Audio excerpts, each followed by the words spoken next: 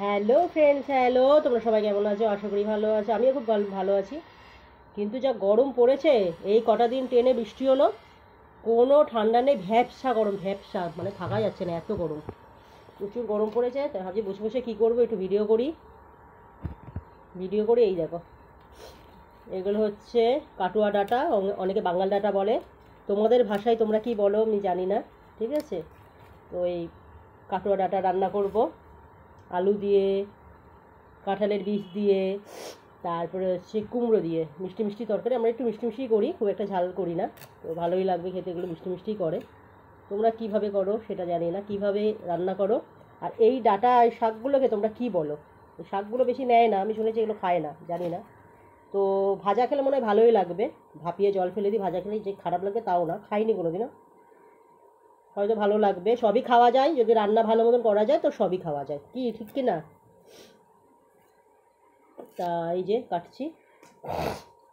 তোমরা এইগুলোকে কি বলো কমেন্ট করে, অবশ্যই কমেন্ট করে জানাবে, এগুলো কি শাক বলো, কি ডাঁটা বলো, ঠিক আছে? আমরা তো কাটুয়া ডাঁটাই বলি। বাবা, এই বটিটা এমন না, বসা যায় না, লাগছে। এই কাটছি।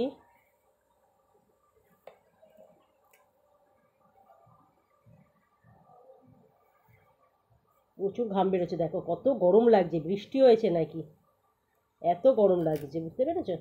কতটা গরম দেখো।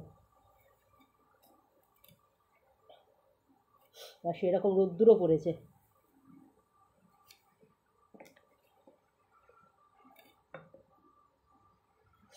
সব সময় ভাবি বড় ভিডিওগুলো কিভাবে বানাবো, কি দিয়ে বানাবো, ভেবেই উঠতে পারি না যে বড় ভিডিও কিভাবে বানাবো।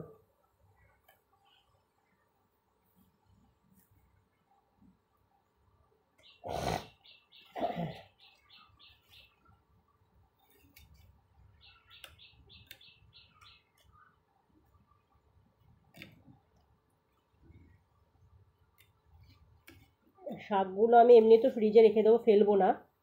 কালকে ভাজা খাবো, দেখবো কেমন লাগে, খাইনি, একবার টেস্ট করেই দেখা যাক যে সত্যি শাকগুলো কেমন লাগে।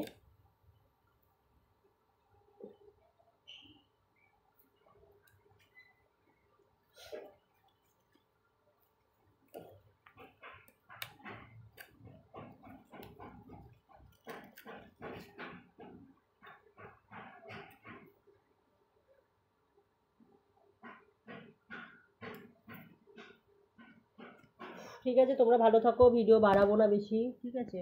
তোমরা সবাই ভালো থাকো আর আমার পাশে থাকো এইভাবে, ঠিক আছে? টাটা।